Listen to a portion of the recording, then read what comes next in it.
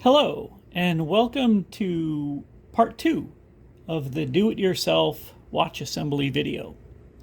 In part 1, we got the crystal prepped. We removed the Cyclops. I took off the crystal, removed the Cyclops, reinstalled the crystal onto the case. I cleaned the case and in an ultrasonic cleaner, and I put the bezel back on. So the case pretty much is complete, and I'm just going to set this aside for now, and we're going to go on to the movement. So the movement that I'm going to be using is the Seiko NH35 movement, and it's a movement that I've worked on quite a lot.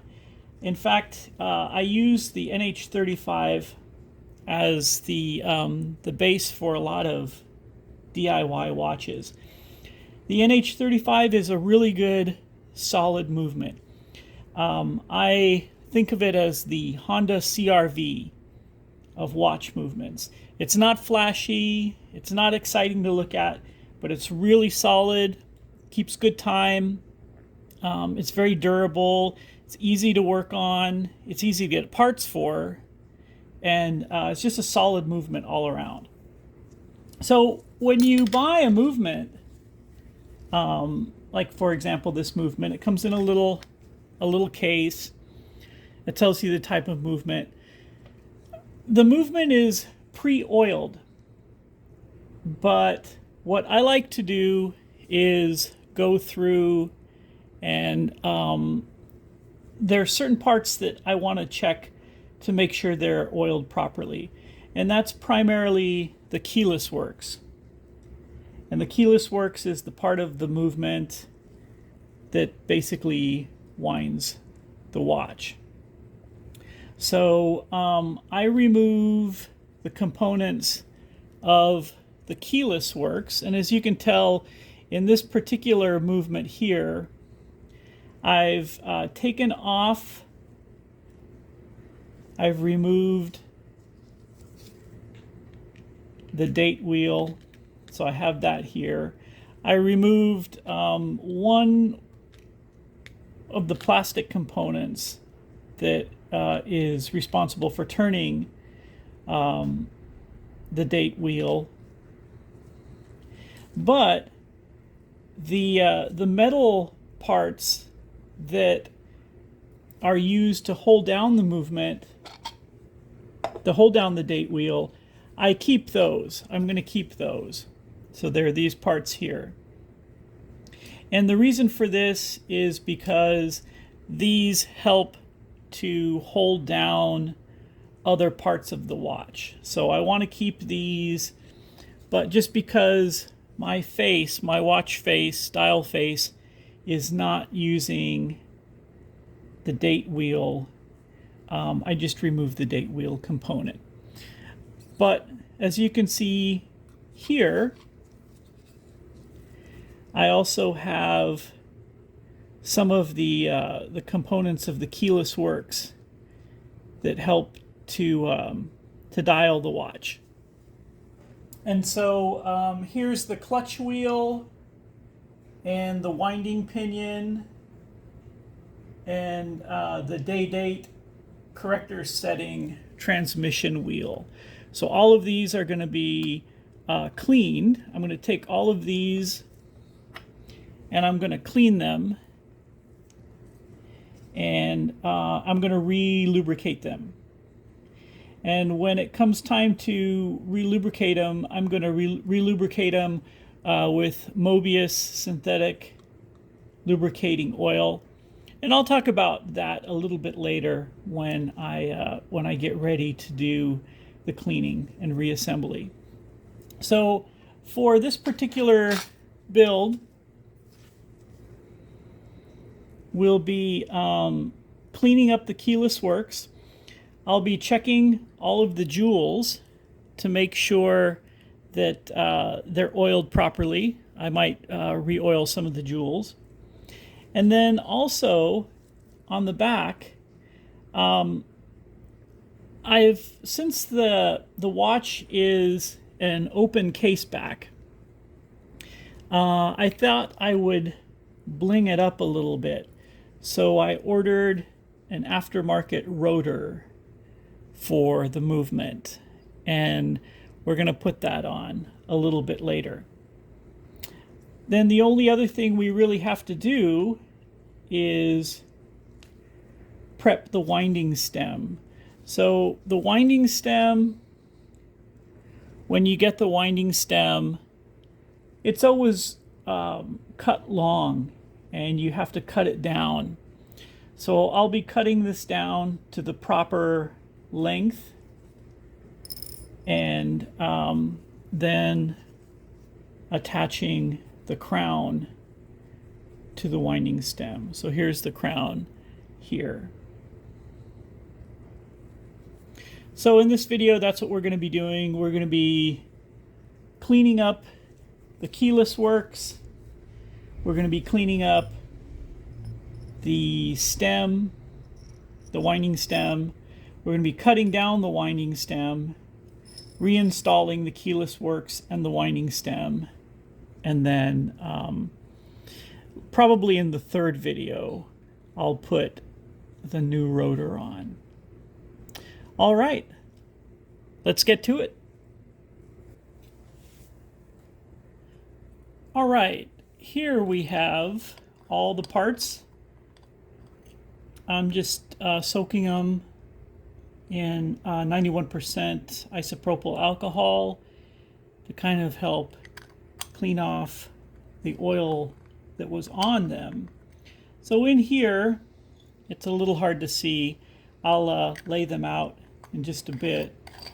In here, I've got the clutch wheel, the winding pinion, the day-date corrector setting transmission wheel, the winding stem, and I also have the day-date corrector setting transmission wheel, the guard for the day-date corrector setting transmission wheel, the day-date corrector setting transmission wheel C, and the day-date corrector setting transmission wheel B.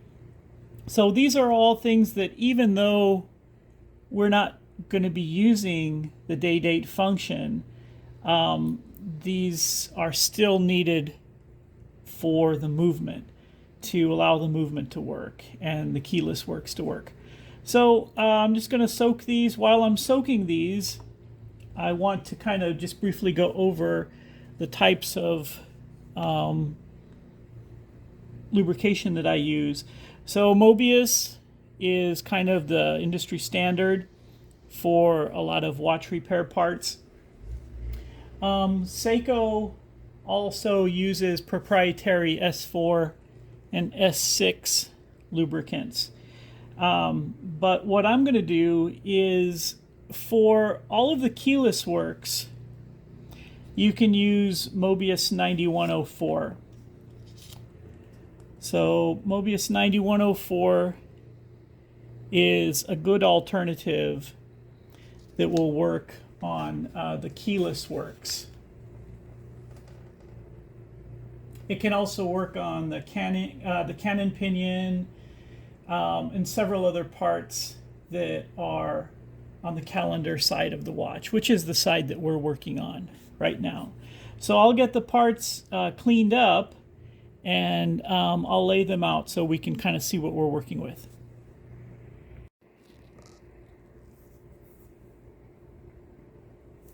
All right, I have our parts here. They're clean, they're dry. I'm going to install them. I'm going to oil them up with Mobius 9104. And once these are back on, then we can get to our stem, our winding stem, and get that cut down the size and fitted into the crown. Okay, so I've oiled everything, cleaned everything up, got it to how I want it. You might notice that I've also removed the rotor. I'll be switching out the rotor for an aftermarket rotor anyways. So I'm just going to leave it off just to make it easier to handle everything. But the first thing I'm going to do now is remove the stem and cut the stem down to size. I did put the crown on just to get a general feeling of the length. And removing the stem and putting the crown on, this is going to be something that's going to happen several times after I put the movement back into the watch. So we're going to assemble everything, mark things where they need to be cut things down. That may need to come in and out of the case several times. So right now I'm going to take the stem off.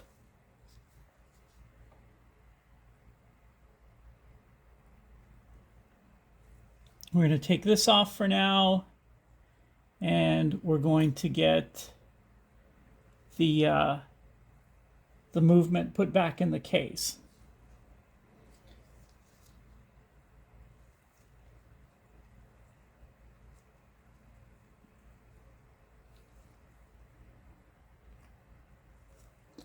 And once we do this, we can get an idea of how much we have to move, how much we have to cut the rotor down.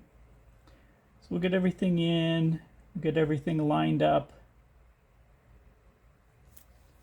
and we'll put the stem back in.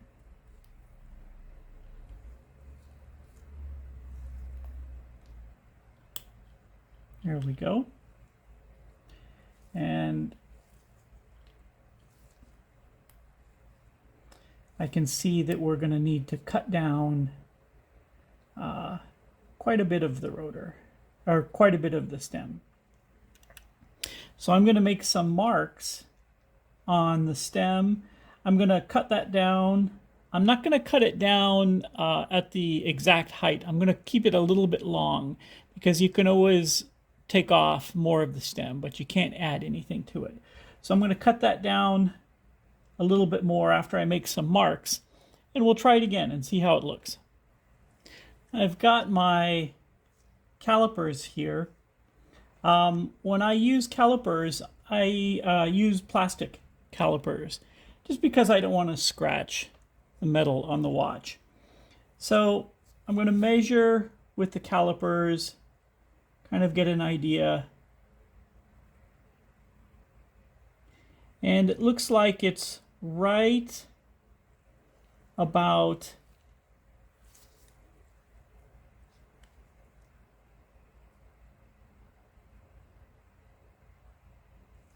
at 2. And this is where I'm going to mark the stem and make the cut. But I'm going to probably cut a little bit conservative. I'm probably going to cut closer to 1.8, 1.9. Because like I said, I can always cut off some more, but I can't add any material to it. And plus, after I cut, I'm going to be sanding it down to make sure there aren't any burrs or sharp edges on the stem. So that'll give me a little wiggle room as well. So I'm going to go make some cuts, and we'll see how it fits. After the first cut to the winding stem, I got it pretty close. It's able to wind, and it's able to set the time. It's just a little bit too long. So I'm going to cut it down a little bit more, and we're going to try it again. What I do after I cut it down is I just run the stem over an Arkansas oil stone, and that just kind of takes off any burrs and just helps kind of clean up the tip so that it fits in the crown receptor pretty easily. So I'm going to measure this one more time, and I knew it would be it's a process of measuring several times. So I expected that. And this time I'm getting about a half. So I'm going to take it down by about a half on the calipers. And again, this is probably a little conservative. I might need to take it down a little bit more, but that's okay. I'd rather do it several times and have it be the correct length than overcut it and ruin the stem. So I'll try again.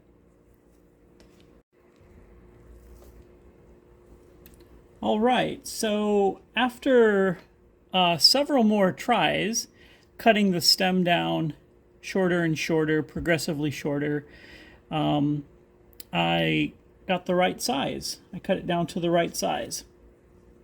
So if we take our movement and we insert the stem,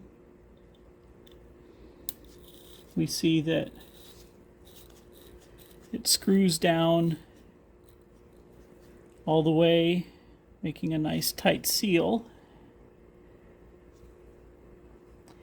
And that I can unscrew it,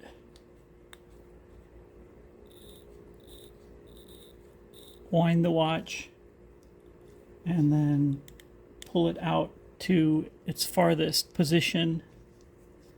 And if you look right here, you can see the rotor in there, and it's turning, allowing me to set the time. So this is set correctly. The length is set correctly. And the thing to do now is to take this off. And now I'm going to put a little Loctite on the end of the thread to make sure it's cinched down pretty well. And after I do that, the next thing I can do is I can move to my watch face and position that. The watch face, the face that I'm using is it's very simple, it's very clean. It's just regular black with raised indices, and it's got 4 pins that we can use to attach to the front of the movement. But we'll take a look at that in just a moment. Now that everything is cleaned up with the stem, I put some Loctite on the winding stem. With Loctite, I think the biggest mistake that you can make is putting on too much. Loctite blue, just put a little small tiny dab. In fact, if you have the tools to oil a watch, the little oiling tubes, tools, you can use those just to put a tip of Loctite, a little bit of Loctite at the tip. So after that was done, I fitted the face onto the watch. There are 4 little prongs on the back of the face.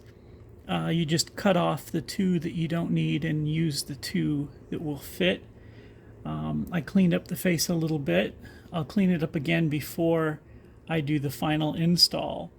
So the only thing left to do right now is put on the hands, the bezel insert, close everything up, and then put a strap on it. So this is kind of what it's looking like right now. And in the next installment, we'll put the hands on and the bezel insert and the strap, and we'll finish it up.